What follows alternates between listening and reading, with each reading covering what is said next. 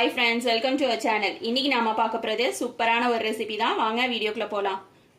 நான் இப்ப எடுத்துக்கிறது பாத்தீங்கன்னா காஷ்மீரி மிளகாய் பவுடர் எடுத்துர்க்கேன், ஜீரகம், இஞ்சி பூண்டு பேஸ்ட், வெண்ணெய், கொத்தமல்லி தழை, கசூரி மெத்தி, பச்சை மிளகாய், உப்பு, கொடமிளகாய், தக்காளி வந்து அரைச்சு வச்சிருக்கேன், வெங்காயம் கட் பண்ணி வச்சிருக்கேன். இப்போ நம்ம ஸ்டார்ட் பண்ண ஆரம்பிச்சிடலாம். இது பாத்தீங்கன்னா எல்லா காய்கறியும் போட்டு வச்சிருக்கேன். உருளைக்கிழங்கு தோல் எடுத்துட்டு கட் பண்ணி வச்சிருக்கேன், கேரட், பீன்ஸ், ஒரு சின்ன துண்டு பீட்ரூட் எடுத்திருக்கேன். இது எல்லாத்தையும் நல்லா குக்கர்ல வேக வச்சிருக்கேன். ஒரு 3 சவுண்டு விட்டு வேக வச்சிருக்கேன். இதை வந்து நம்ம ஃபர்ஸ்ட் மேஷ் பண்ணிக்கலாம்.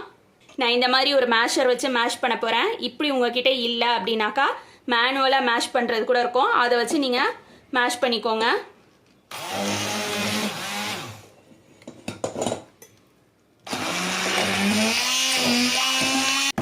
இப்போ பார்த்தீங்கன்னா நல்லா மேஷ் பண்ணியாச்சு. இதை ஒரு ஓரமாக வச்சுக்கலாம்.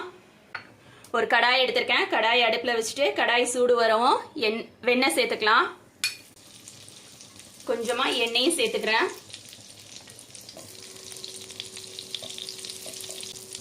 வெண்ணெய் உருகுனதுக்கு அப்புறமா ஜீரகம் சேர்த்துக்கலாம்.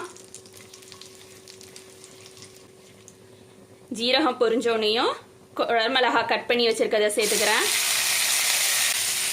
குடமிளகாய் கூடவே வெங்காயம் கட் பண்ணி வச்சிருக்கதையும் சேர்த்துக்கிறேன். இதோட அளவுகள் எல்லாமே நான் டிஸ்கிரிப்ஷன் பாக்ஸில் கொடுக்குறேன், செக் பண்ணிக்கோங்க. பச்சை மிளகாய் கட் பண்ணி வச்சிருக்கதை சேர்த்துடலாம்.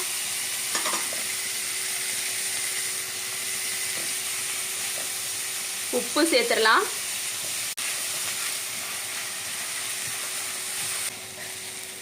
வெங்காயம் பார்த்தீங்கன்னா நல்லா வதங்கணும். வதங்கினதுக்கு அப்புறமா தான் மற்ற பொருள் எல்லாம் சேர்க்கணும்.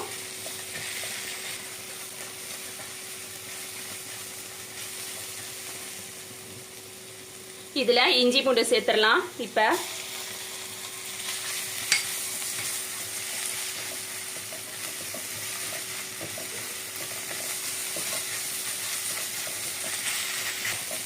இஞ்சி பூண்டு சேர்த்து பச்சை வாசனை போனதுக்கு அப்புறமா காஷ்மீரி மிளகாய் பவுடரை ஆட் பண்ணிக்கலாம்.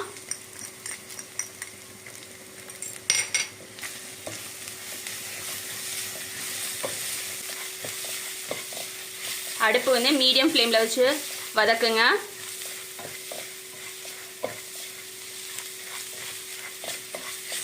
இது கூடவே நம்ம தக்காளி அரைச்சி வச்சிருக்கதை சேர்த்துடலாம்.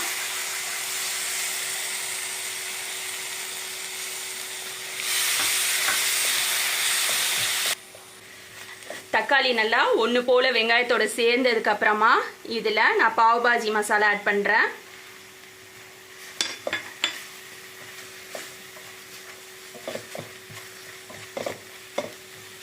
பாவ் பாஜி மசாலா ஆட் பண்ணதுக்கப்புறமா ஒரு 2 நிமிஷம் நல்லா வதக்கிட்டு அது கூட நம்ம கசூரி மெத்தி ஆட் பண்ணிக்கலாம்.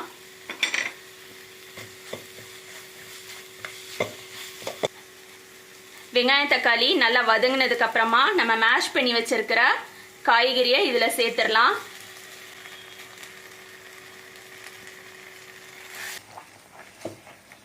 இப்போ நம்மளோட பாவ் பாஜி மசாலா ஓரளவு எல்லாம் நல்லா கலந்துருச்சு.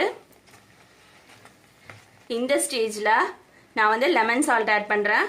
உங்ககிட்ட லெமன் இருந்ததுன்னா நீங்கள் லெமன் கொஞ்சோண்டு சாறு பிழிஞ்சு ஆட் பண்ணிக்கோங்க.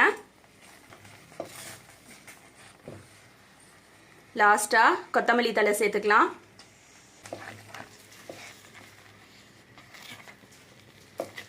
இப்போ நம்மளோட பாவ் பாஜி மசாலா ரெடி ஆயிடுச்சு. இப்போ பாவ் பன் வச்சு நம்ம ரெடி பண்ணிடலாம். அடுப்பில் தோசை சட்டி வச்சிருக்கேன். தோசை சட்டி சூடு வந்ததுக்கு அப்புறமா கொஞ்சமாக வெண்ணெய் சேர்த்துக்கலாம்.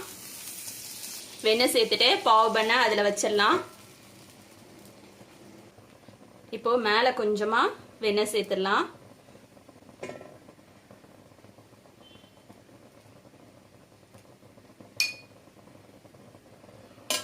இதை அப்படியே திருப்பி போட்டுக்கலாம்.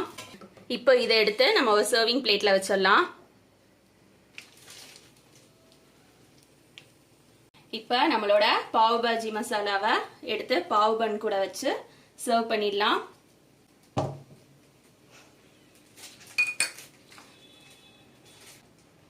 சூடா இருக்கிற பாவ் பாஜி மசாலால கொஞ்சமா மேலே வெண்ணெய் போட்டு இதை வந்து சர்வ் பண்ணிடலாம். இதே மாதிரி நீங்களும் உங்கள் வீட்டில் செஞ்சு கொடுங்க, எல்லாருக்குமே ரொம்ப பிடிக்கும். தேங்க்ஸ் ஃபார் வாட்சிங்.